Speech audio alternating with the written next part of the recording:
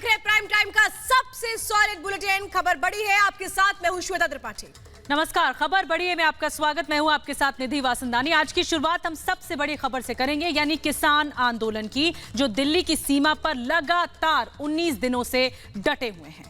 और इसके साथ हमारे साथ इस खबर पर ज्यादा जानकारी देने के लिए हमारे संवाददाता भी होंगे। सिंघू बॉर्डर से सैयद सुहेल हमारे साथ जुड़ेंगे, यूपी गेट से रवि मिश्रा हमारे साथ होंगे, टीकरी बॉर्डर से शाजिया जुड़ेंगी, जो पल पल की अपडेट आपको सुबह से लगातार दे रहे हैं। तो अपनी मांगों के समर्थन में श्वेता, किसान जहां धरने पर बैठे हैं, लेकिन किसानों की आड़ में कुछ लोग, जी हां कुछ लोग अपनी रोटियां सेकने में लगे हुए हैं। और ये सच सामने आना बहुत जरूरी है कि किसान किस तरह से, किसानों के कंधे पर बंदूक रखकर कुछ लोग अपनी सियासत चमकाने की कोशिश कर रहे हैं। बिल्कुल निधि, और इसको लेकर जो किसान हैं वो भी अब सावधान हो रहे हैं। इस पर रिपोर्ट देखते हैं।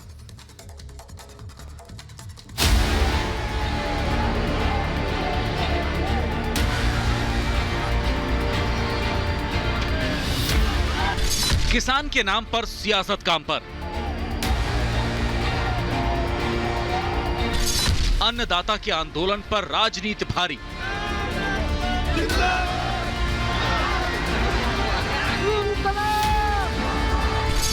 किसान मांगे समाधान, विपक्ष का हंगामा काम। लखनऊ, सहारनपुर, कन्नौज, अमृतसर, गाजीपुर, राजस्थान हरियाणा बॉर्डर। ये तस्वीरें गवाह हैं कि किसान आंदोलन की आंच पर सियासी रोटियों के लिए विपक्ष कितना उतावला हो चुका है। राज्य अलग हैं, लेकिन तस्वीरें एक जैसी हैं। हंगामा, बवाल और कोहराम। किसानों के नाम पर विपक्ष अपनी सियासत को साधने में कोई कसर नहीं छोड़ना चाहता। सबसे पहले आपको यूपी की राजधानी लखनऊ की तस्वीरें दिखाते हैं।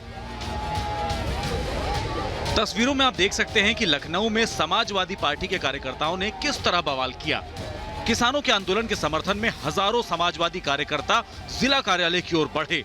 जहां पुलिस के रोकने के बाद क्या हुआ, ये तस्वीरों में आपके सामने है।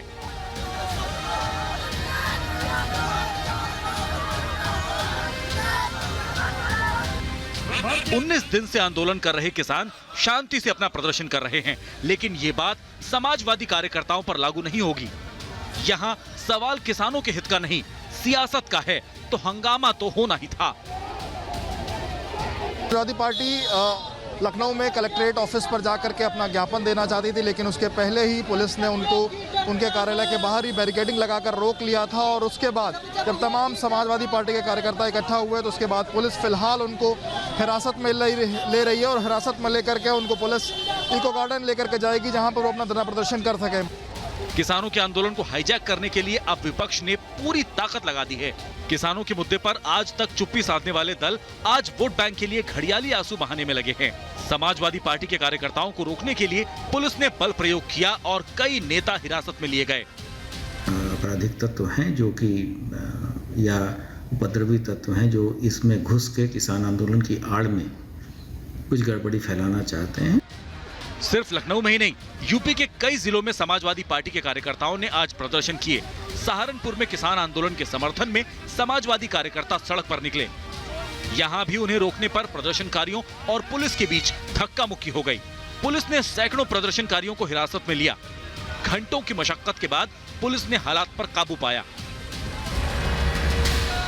यूपी के बलरामपुर में भी ऐसे ही हालात थे। सैकड़ों समाजवादी कार्यकर्ताओं ने किसानों के समर्थन में मार्च निकाला। प्रदर्शन से घंटों तक सड़क जाम रही। पुलिस मनाती रही, लेकिन समाजवादी कार्यकर्ता अड़े रहे। राजधानी दिल्ली में भी किसानों ने आज अपनी मांगों के समर्थन में अनशन किया। सिंघू बॉर्डर पर हजारों किसानों ने अनशन किया। दिल्ली के दरवाजे पर 19 दिन से जमे ये किसान सरकार से तीनों कृषि कानूनों को वापस लेने की मांग पर अड़े हैं। मैं तस्वीरें दिखाऊं आपको। यहाँ किसान दूर दूर से आया हुआ है। ये मंच जो लगा हुआ है, यहाँ किसान बैठे हुए हैं, और इसके आगे भी हजारों किसान हैं जो बैठे हुए हैं, और इस तब तक बैठे हैं जब तक उनकी मांगे नहीं मान ली जाती है। किसान अलग अलग जगहों से आए। आप कहाँ से आई हैं? डिस्ट्रिक्ट फिरोजपुर से। तो यहाँ प्रदर्शन को समर्थन करने आई है जी। आप राजी? हाँ जी, हाँ जी। कहाँ से आए आप? पंजाब से। यही रहेंगे? बिल्कुल। हाँ। जब तक मोदी जिन्हें देर दामन नहीं आके इतने रहेंगे। हाँ जी ब्रा जी, आप क्या नाम है आपका? मान सिंह। कहाँ से आए? अमृतसर से। तो क्या कब तक रहने की तैयारी है? जितने दिन मोर्चा चलेगा। एक तरफ किसान अपनी मांगों के लिए 19 दिन से दिसंबर की सर्दी में सड़कों पर है, तो दूसरी तरफ विपक्षी दलों में किसानों के सबसे बड़े हितैषी बनने की होड़ लगी है। तो अपने को सबको इसकी खिलाफत करनी है। आज आम आदमी पार्टी केंद्र सरकार से मांग करती है कि तुरंत इन तीनों कानूनों को खारिज किया जाए और जो किसानों की मांगे हैं वो पूरी की जाए और एमएसपी गारंटी देने वाला कानून इस देश के अंदर लाया जाए। केजरीवाल शायद भूल गए हैं कि जिन कृषि कानूनों के विरोध में आंदोलन हो रहे हैं उनमें से एक को दिल्ली सरकार लागू कर चुकी है। बीजेपी ने केजरीवाल को इस बात पर जमकर घेरा। और अरविंद केजरीवाल जी, आप तो वही अरविंद केजरीवाल जी है ना जिसके कलम से और जिसके कहने के बाद ये फार्म बिल नोटिफाई किया गया 23 नवंबर, इसी वर्ष 23 नवंबर को। ये फार्म बिल नोटिफाई करके फार्म बिल को यहां कानून बना के दिल्ली में फिर जाके भूख हड़ताल में बैठना, वो ठीक उसी प्रकार है जैसे ये कांग्रेस वाले, याद है ना, छोले भटूरे खा के जाके भूख हड़ताल में बैठे थे। किसानों के मुद्दे का समाधान हो ये पूरा देश चाहता है। संसद में चुप्पी साधने वाले दल जब सड़कों पर किसानों के दर्द का रोना रोएं, तो सवाल उठना लाजमी है कि ये किसानों के हित की बात है या किसानों के वोट बैंक की। Bureau report, Republic Bharat. अब बड़ी बात यह है श्वेता कि 19 दिन हो चुके हैं, जस के तस हालात हैं, लेकिन किसान आंदोलन के बहाने राजनीति चमकाने की भी कोशिश हो रही है। और निधि, हमारे साथ हमारे संवाददाता लगातार ग्राउंड पर मौजूद है। रिपब्लिक भारत की सबसे बड़ी टीम आपको सबसे पहले किसान आंदोलन को लेकर हर जानकारी दे रही है और इस वक्त यूपी गेट से मेरे साथ मेरे सहयोगी रवि जुड़े हुए हैं। रवि, पूरे दिन हमने आज देखा किस तरीके से अनशन का दौर देखने को मिला, किसान लगातार दबाव बना रहे हैं, लेकिन आप लगातार यूपी गेट पर मौजूद है। आपको क्या लगता है समाधान किस तरह से निकलेगा? जी देखिए, आज उत्तर प्रदेश की बात करें और खासकर यूपी गेट जहां पर मैं लगातार मौजूद रहा हूं आज और पिछले कई दिनों से, राकेश टिकैत यहां पर इस पूरे आंदोलन का नेतृत्व करते दिख रहे हैं। वो लगातार किसानों से बातचीत कर रहे हैं, मॉनिटरिंग कर रहे हैं। आज भी मेरी उनसे बातचीत हुई।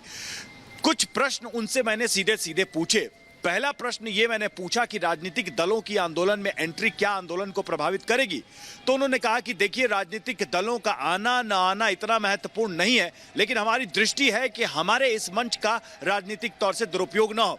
दूसरा सवाल मैंने उनसे पूछा कि आज उत्तर प्रदेश के एडीजी लॉ एंड ऑर्डर ने आज कहा कि कुछ ऐसे एलिमेंट हैं जो इस आंदोलन में घुस रहे हैं और कुछ और करने की कोशिश, यानी कोई षड्यंत्र करने की कोशिश कर रहे हैं। राकेश टिकैत ने हाँ बोला और कहा कि हमें भी पता चला है और हम भी उन पर नजर रख रहे हैं। और मैं आपको बताऊं कि ये सब जब मैं बातचीत करने वाला था तभी कुछ ऐसे एलिमेंट्स ने मेरे ऊपर भी हमला करने की कोशिश की राकेश टिकैत की मौजूदगी में, और नतीजा ये हुआ कि वहां पर हाथापाई हो गई और आखिर में उसको पुलिस को उठाकर उस व्यक्ति को देना पड़ा, सौंपना पड़ा।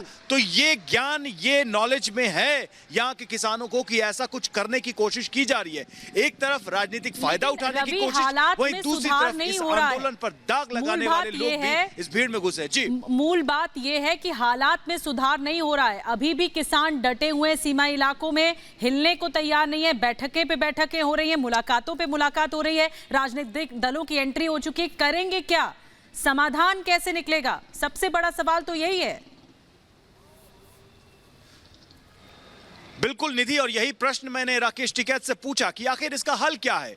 19 दिन हो गए। देखिए, इस वक्त अभी जहां पर हम यूपी गेट में मौजूद हैं, यहां पर टेम्परेचर 12 से 13 डिग्री है। रात में ये और गिरेगा। इस ठंड में किसानों को इस तरीके से आंदोलन करता हुआ देख कोई भी यही प्रश्न पूछेगा कि आखिर ये कब तक यूं ही चलता रहेगा। राकेश टिकैत ने कहा, देखिए बातचीत हो रही है। मैंने कहा, राजनाथ सिंह चाह रहे हैं आपसे बातचीत करना। वो उन्होंने कहा कि हम बात करेंगे, लेकिन बिल को लेकर सरकार को इस पर कोई ठोस निर्णय लेना होगा। ये एक मांग है, चाहे किसान आंदोलन में जितने भी आंदोलन करने वाले यूनियन हों, लेकिन सबकी एक मुश्त राय इस मुद्दे पर एक जैसी। वो जो संशोधित प्रस्ताव था वो सरकार की ओर से दे दिया गया। अब सरकार की ओर से जो प्रस्ताव दिया गया है उस पर किसानों को अपनी राय देनी है। हमने देखा कि देश के अलग अलग हिस्सों से जो किसान हैं वो आज मिले भी थे कृषि मंत्री से, लेकिन ऐसे में अब संभावना इस बात को देखनी होगी कि यह आंदोलन कितने दिन और रहता है। बिल्कुल श्वेता, और किसानों को पूरा हक है। आज भी Republic media network, Republic Bharat आपके सामने कह रहा है कि किसान अपनी मांगे रख रहे हैं, हम उन्हें दिखा रहे हैं, उन्हें हक है, उन्हें जिस बात पर चिंता है सरकार भी उस पर ध्यान दे रही है। लेकिन यह भी देखा जा रहा है कि आंदोलन की आड़ में कुछ लोग अपनी रोटियां सेकने में लगे हुए हैं। तो कई जगह से ऐसी तस्वीरें आज लगातार सामने आ रही हैं जो देश विरोधी हैं। प्रधानमंत्री मोदी के लिए आपत्तिजनक नारे लगाए जा रहे हैं। कौन लोग हैं इनके पीछे, उनको बेनकाब करना भी बेहद जरूरी है।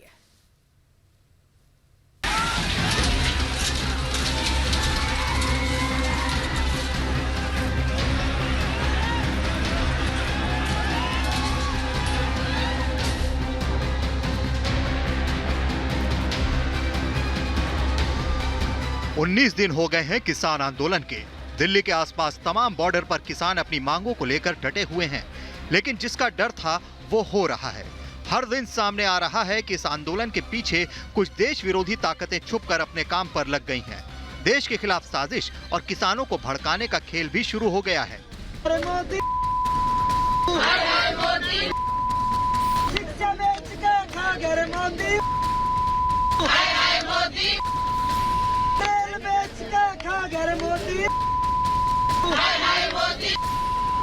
किसानों के नाम पर विपक्षियों की घटिया राजनीति काम पर लग गई है। जिस तरह की अब नारेबाजी हो रही है वो पहले नहीं दिख रही थी। पहले किसान अपनी मांगों को लेकर आवाज बुलंद कर रहे थे, अब कहीं कहीं ये स्वर देश विरोधी होते दिख रहे हैं। इन नारों में मांग के साथ शराब जुड़ गया है।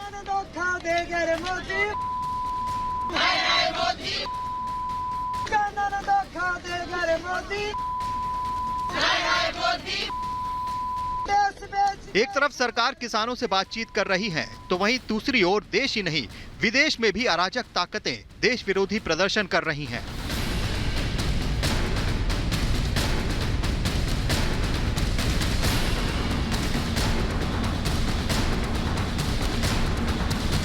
आखिर वो कौन है जो किसान के वेश में देश विरोधी नारे लगाने वालों के पोस्टर लेकर बैठ जाते हैं, जो देश को बांटने की राजनीति करने वालों के पक्ष में डेरा जमा लेते हैं। ये किसान तो नहीं हो सकते, ये अन्नदाता तो नहीं हो सकता।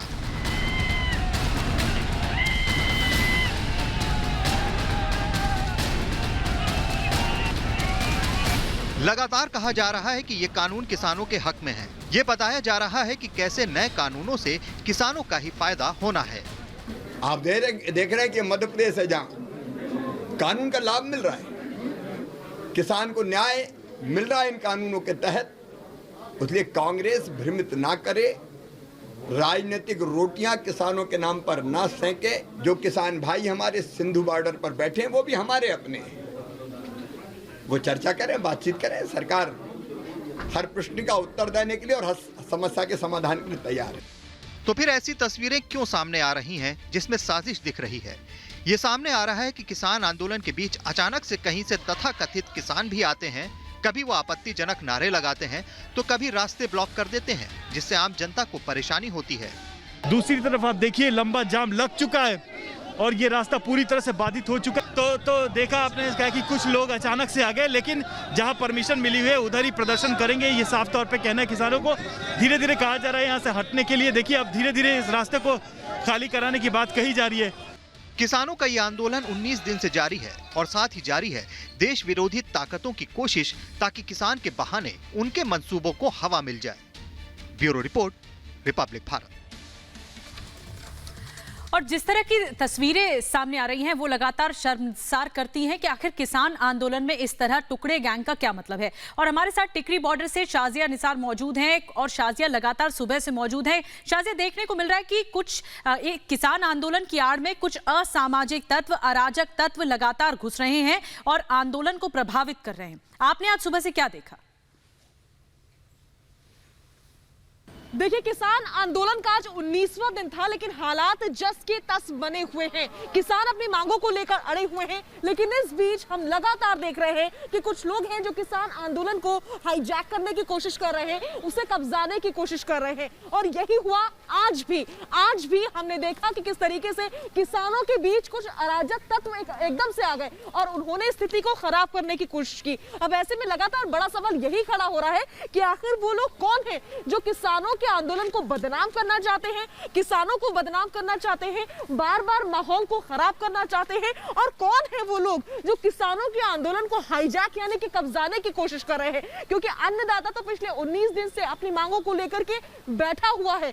आज हमने देखा दिन भर किस तरीके से अन्नदाता भूख हड़ताल पर थे, लेकिन कुछ अराजक तत्व ऐसे जरूर हैं जो हालात खराब करने की कोशिश कर रहे हैं। और ऐसे में बड़ा सवाल यही होता है कि आखिर कौन है वो लोग जो अन्नदाता के आंदोलन को बदनाम करने की कोशिश कर रहे हैं, उनको मोहरा बनाने की कोशिश कर रहे हैं। मैं लगातार सिंघू बॉर्डर से लेकर टिकरी बॉर्डर की तस्वीरें अपने दर्शकों को दिखा रही हूं। आज दिन हर तस्वीर हमने अपने दर्शकों के सामने रखी। अंत में सवाल यही खड़ा होता है कि आखिर कौन है वो लोग जो किसानों के आंदोलन को हाईजैक करने की कोशिश कर रहे हैं, यानी कि कब्जाने की कोशिश कर रहे हैं। जी जी जी शाजिया, इन बातों को अब किसान भी समझ रहे हैं। वो ये कह रहे हैं कि अगर कोई अराजक तत्व हमारे सामने आता है तो फिर हम उसे सबक सिखाएंगे, लेकिन सावधान रहना भी बहुत जरूरी है। तो एक तरफ दिल्ली की सीमाओं पर किसान धरने पर बैठे हैं, तो दूसरी तरफ कई संगठन नए कृषि कानूनों के समर्थन में भी सामने आ रहे हैं। बिल्कुल, कृषि मंत्री नरेंद्र सिंह तोमर से आज 6 राज्यों से आए 11 किसान नेताओं ने मुलाकात की। मुलाकातें कई दौर की हो चुकी हैं। नए कानूनों को वापस न लेने की मांग भी इन किसानों ने की है।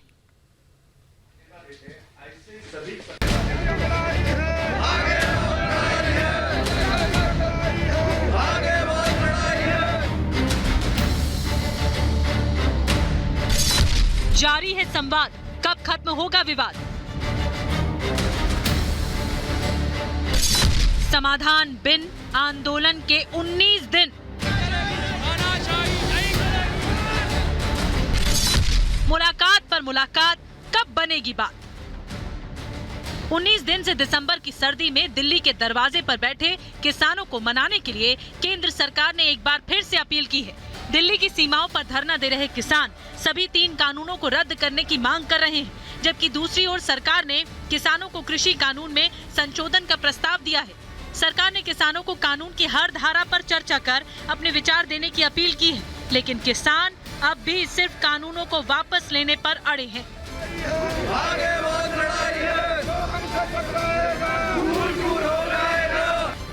एक तरफ किसान नए कृषि कानूनों के विरोध में प्रदर्शन कर रहे हैं, तो दूसरी तरफ कई किसान संगठन नए कानून के समर्थन में भी आगे आए हैं। आज कृषि मंत्री नरेंद्र तोमर से 11 किसान नेताओं ने मुलाकात की और नए कानून को वापस न लेने की मांग की। सभी लोगों ने पत्र देकर कृषि सुधार बिलों का समर्थन किया है और उन्होंने कहा है कि लंबे समय से इस प्रकार के बिल आए और किसान को स्वतंत्रता मिले, इसके लिए हम संघर्ष कर रहे थे। 6 राज्यों के किसान नेताओं ने कृषि मंत्री से मुलाकात की। इनमें यूपी, बिहार, हरियाणा, केरल, तमिलनाडु, तेलंगाना के किसान नेता शामिल थे। हमारी ये मांग है कि 1993 से हमारी शरद जोशी साहब और भूपेंद्र सिंह मान के अगुवा में हम खुले बाजार व्यवस्था के हिमायती हैं। हमने कहा कि किसान जो बिचौलिया लूट कर रहा है, मंडी में लूट कर रहा है, चाहे वो अनाज मंडी है, चाहे वो सब्जी मंडी है, चाहे वो की मंडी है, अनाज की मंडी, बिना बिचौलिए के किसान की फसल नहीं बेची जा रही। एक तरफ पंजाब और हरियाणा के किसान दिल्ली की सीमाओं पर बैठे हैं, तो दूसरी तरफ कई किसान संगठन नए कानून के पक्ष में आ गए हैं, लेकिन प्रदर्शनकारी किसान नेता अब भी अपने रुख पर कायम है। से किसानों से भी यहाँ से तो कोई नहीं, यहाँ से आपकी जानकारी। देश में पंजाब और हरियाणा के किसान सबसे ज्यादा फसल एमएसपी पर बेचते हैं। अन्य राज्यों में किसानों के लिए खुला बाजार बेहतर विकल्प दे सकता है, इसलिए कई किसान संगठन इस मुद्दे पर सरकार के साथ नजर आ रहे हैं। हालांकि केंद्र सरकार ने साफ कर दिया है कि वो हर किसान के साथ चर्चा के लिए तैयार है। We are, however, always willing to listen to our farmer brothers, allay their misgivings, provide them with assurances we can provide. Our government is always open to discussion and dialogue. किसान को उसकी मेहनत का सही फल मिले, ये सरकार की जिम्मेदारी है, लेकिन संसद में कृषि कानूनों में बदलाव की दलील देने वाला विपक्ष आज उसी कानून का विरोध कर रहा है। वोट बैंक की ये राजनीति न किसानों के हित में है, न देश के। किसानों के मुद्दे पर समाधान के लिए सरकार लगातार कोशिश कर रही है, किसानों की चिंता दूर करने के लिए संवाद जारी रहना चाहिए, क्योंकि किसी भी समस्या का समाधान बातचीत से ही निकल सकता है, टकराव से नहीं। Bureau report, Republic Bharat. तो संवाद से ही समाधान है, लेकिन ये कब होगा, ये लगातार बड़ा सवाल बना हुआ है। मेरे साथ मेरे सहयोगी इस वक्त सिंगू बॉर्डर से सैयद सोहेल भी जुड़े हुए हैं। सोहेल, सवाल तो यही है कि कितने दिन ये आंदोलन और जारी रहेगा?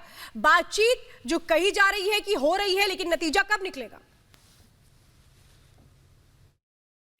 बेशक किसान 19 दिन से किसान धरने पर हैं, लेकिन सवाल यही है, सरकार ढूंढ रही है कि समाधान कैसे निकलेगा। सरकार किसानों से भी बात कर रही है।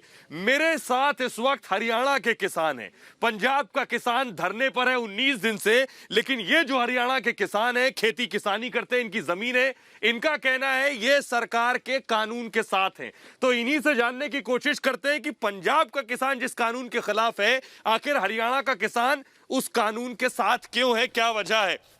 आप बताइए, इस कानून के आप साथ क्यों हैं? वो तो खिलाफ हैं। ये बिल बहुत अच्छा किसानों के बिल है। हम सरकार का सहयोग करते हैं, बिल्कुल हम सरकार के साथ है। हम क्योंकि किसान है, हम जानते कैसे किसान की समस्या। जो बॉर्डर पे किसान नहीं है वे, उनकी सोचा कोई भी किसान नहीं। तो क्या वजह है? वो कानून के खिलाफ है, इसमें उन्हें फायदा नहीं दिख रहा, आपको क्यों फायदा दिख रहा है? उनको फायदा दिखता था, लेकिन जब किसानों ने मुद्दा उठाया था जब, लेकिन वे पहले एमएसपी के मुद्दे पे आए थे।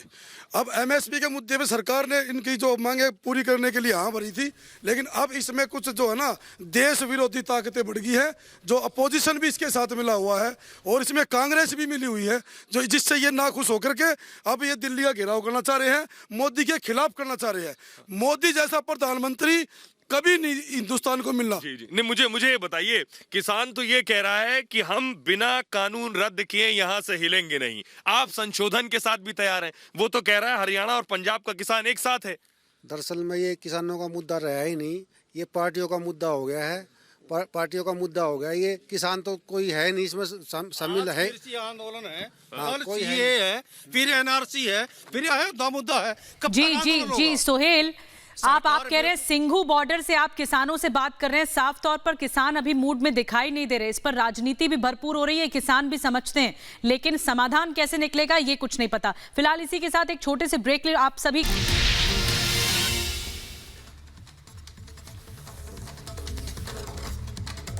तो किसान आंदोलन के बीच दो मुख्यमंत्रियों में जुबानी जंग भी आज तेज हो गई।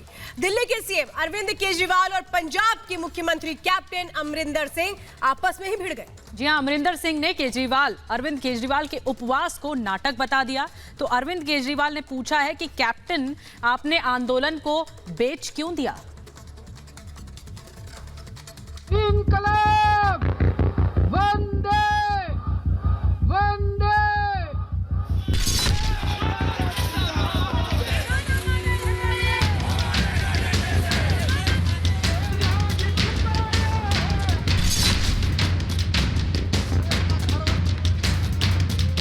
दिल्ली की सीमा पर डटे किसानों में ज्यादातर पंजाब से आए हैं। नए कानून के विरोध में ये किसान दिल्ली की सीमा पर डटे हैं। इनकी मांग है कि तीनों कृषि कानून वापस ले लिए जाएं। इस बीच पंजाब के मुख्यमंत्री कैप्टन अमरिंदर सिंह और दिल्ली के मुख्यमंत्री अरविंद केजरीवाल के बीच जंग शुरू हो गई है। दोनों ही अपने आप को किसानों का बड़ा हमदर्द बता रहे हैं, लेकिन दोनों ही एक दूसरे पर निशाना साध रहे हैं कि तुरंत इन तीनों कानूनों को खारिज किया जाए। और जो इन दोनों मुख्यमंत्रियों के बीच तनातनी क्यों शुरू हुई ये भी बताते हैं। सोमवार को किसानों ने उपवास का ऐलान किया था। इसके समर्थन में अरविंद केजरीवाल ने भी कहा कि वो किसानों के साथ उपवास करके उनका साथ देंगे, जिसे कैप्टन अमरिंदर ने नाटक करार दिया। कैप्टन ने पूछा कि केजरीवाल अपनी सरकार का कोई एक काम बताएं जो उन्होंने किसानों के हित में किया हो। कैप्टन ने आरोप लगाया कि दिल्ली शहर के बाहर बैठे प्रदर्शनकारी किसानों की मदद के लिए कुछ भी काम करने की बजाय केजरीवाल और उनकी पार्टी राजनीति करने में व्यस्त है। इन आरोपों का केजरीवाल ने भी तीखा जवाब दिया।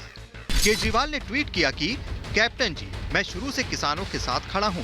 दिल्ली के स्टेडियम जेल नहीं बनने दी, केंद्र से लड़ा। मैं किसानों का सेवादार बनके उनकी सेवा कर रहा हूं। आपने तो अपने बेटे के ईडी केस माफ करवाने के लिए केंद्र से सेटिंग कर ली, किसानों का आंदोलन बेच दिया, क्यों?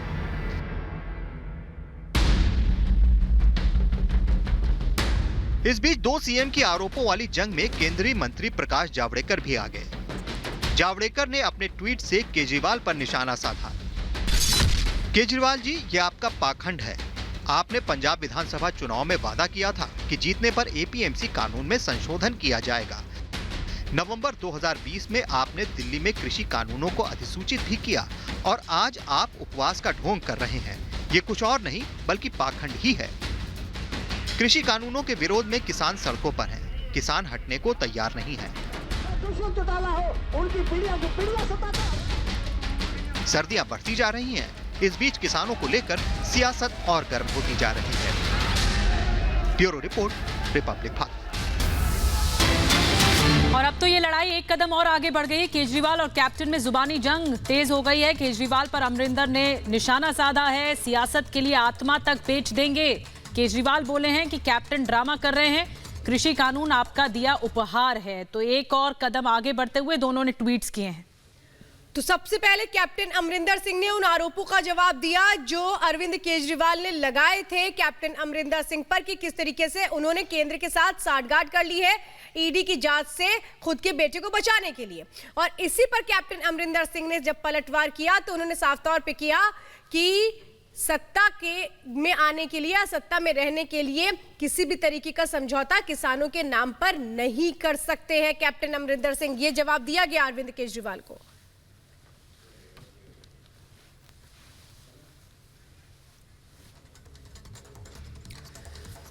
बढ़ते हैं आगे। सत्ता की ताकत से सच को दबाने की जब कोशिश होती है ना तो सच और मजबूत होता है। जिस तरह से मुंबई पुलिस रिपब्लिक नेटवर्क के खिलाफ झूठे केस बनाकर कार्रवाई कर रही है श्वेता, इससे सब दिख रहा है और सच सामने जरूर आएगा। और निधि, सब देख रहे हैं, जो भी लोग हैं वो सब समझते हैं कि क्या कुछ हो रहा है।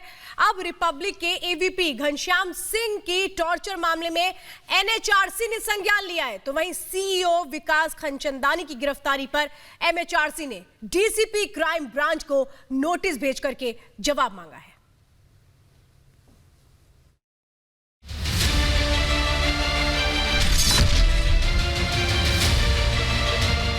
सत्ता अपनी ताकत कितना भी दिखा ले, सत्य को झुकाना मुश्किल ही नहीं नामुमकिन होता है। रिपब्लिक झुकेगा नहीं। मुंबई पुलिस जिस तरह की कार्रवाई कर रही है उससे रिपब्लिक डरेगा नहीं, सत्य के लिए खड़ा रहेगा। और हमारे सत्य के साथ अब देश खड़ा हो रहा है। जिस तरह से रिपब्लिक के अधिकारियों को हर कानून किनारे रखकर गिरफ्तार किया गया, उन पर टॉर्चर होता है, इसे अब संज्ञान में लिया जा रहा है। रिपब्लिक के एवीपी घनश्याम सिंह की गिरफ्तारी पर उन पर टॉर्चर के मामले में एनएचआरसी ने महाराष्ट्र डीजीपी को नोटिस जारी किया है। साथ ही आईजी जेल को भी एनएचआरसी ने नोटिस भेजा है।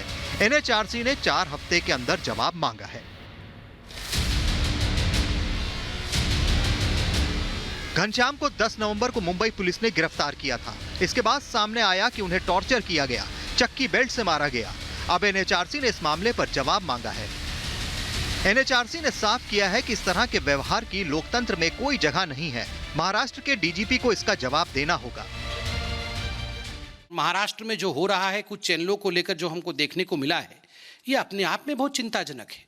क्योंकि जहां तक हम जानते हैं सुप्रीम कोर्ट ने इस विषय में सुनवाई की है और सुप्रीम कोर्ट ने इस विषय में अपने वर्डिक्ट भी सुनाए हैं और उसमें महाराष्ट्र से बहुत संगीन प्रश्न खुद सुप्रीम कोर्ट ने पूछे हैं। उसके बावजूद फिर इस प्रकार का व्यवहार करना, क्या ये न्याय सम्मत है? हमें नहीं लगता ये न्याय सम्मत है। वहीं जिस तरह रिपब्लिक के सीईओ विकास खंचंदानी को रविवार को गिरफ्तार कर लिया जाता है, ये भी किसी से छुपा नहीं है। टीआरपी मामले में अंतरिम जमानत के लिए सोमवार को अर्जी दाखिल होनी थी, लेकिन मुंबई पुलिस रविवार सुबह ही विकास को पकड़कर ले जाती है। मुंबई पुलिस की इस हरकत पर डीसीपी क्राइम ब्रांच को एमएचआरसी ने नोटिस भेजा है। एमएचआरसी ने 16 दिसंबर तक जवाब मांगा है कि इस तरह गिरफ्तारी क्यों की गई। महाराष्ट्र पुलिस ने जिस तरह की कार्रवाई अब तक की है, इसके बाद उस पर बड़े सवाल उठ रहे हैं।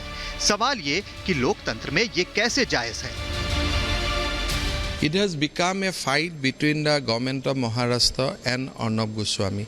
I think state of Maharashtra has lost all the credibility And I think people are now, what you can say, that the brutal use of state power against republic is not only condemnable. I think this type of things will go down in the history as the blackest chapter of India's democratic history. सच की आवाज को उठाने वालों को दबाना ये कांग्रेस का पुराना शगल है।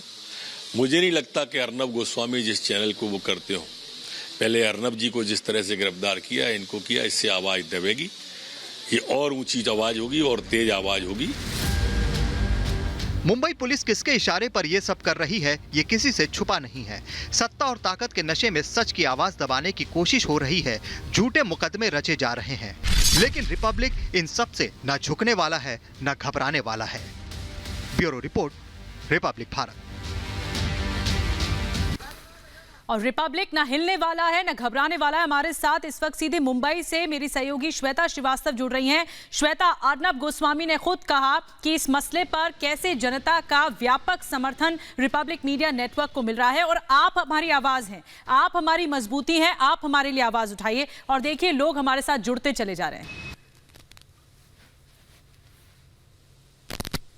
सही कह रही निधि आप, और देखिए पूरा देश देख रहा है, क्योंकि ये पहली मर्तबा नहीं है जब विकास की गिरफ्तारी हुई है। इसके पहले भी देखिए एक के बाद एक मुंबई पुलिस ने लगातार बदले की कार्रवाई के तहत इस तरह की कार्रवाइयां की हैं और पूरा देश इसका गवाह है। देश समझ रहा है कि कैसे बदले की कार्रवाई की जा रही है। लेकिन सबसे बड़ी बात, आज का दिन जो दो बड़े झटके लेकर के आया मुंबई पुलिस के लिए, वो ये कि देखिए सबसे पहले नेशनल ह्यूमन राइट कमीशन ने ये नोटिस भेजा है यहाँ के मुखिया को, डीजीपी को नोटिस भेज करके कहा गया है कि हमारे एवीपी घनश्याम जी के साथ जिस तरीके से फिजिकल असॉल्ट किया गया कस्टडी के अंदर, उनसे जबरदस्ती फॉल्स स्टेटमेंट लिखवाने की वजह से उनके साथ फिजिकली उन्हें टॉर्चर किया गया, ये सब आखिर क्यों किया गया? एक सीनियर आईपीएस ऑफिसर से इसकी पूरी जांच करवाई जाए, इंक्वायरी करवाई जाए, ये नोटिस में लिखा हुआ है। इस नोटिस में और भी बहुत सी बातें लिखी हुई हैं जो काफी गंभीर हैं। इसके अलावा देखिए महाराष्ट्र ह्यूमन राइट कमीशन ने जो हमारे अभी सीईओ विकास को जिस तरह से उनके बेल से पहले ही जिस तरीके से कल गिरफ्तार, ये हर किसी ने देखा, लेकिन एनएचआरसी और एमएचआरसी का संज्ञान लेना ये बताता है कि किस तरीके से मानवाधिकारों का उल्लंघन हुआ है। ये तो हमारी एक बहुत बड़ी जीत है, क्योंकि एनएचआरसी एवीपी घनश्याम के मामले में सामने आई और एमएचआरसी हमारे सीईओ विकास खनचंदानी के मामले में सामने आई है, जो कह रहे हैं कि जवाब दीजिए इस तरह का सलूक क्यों किया गया। मुझे लगता है जवाब देना भारी पड़ेगा मुंबई पुलिस को।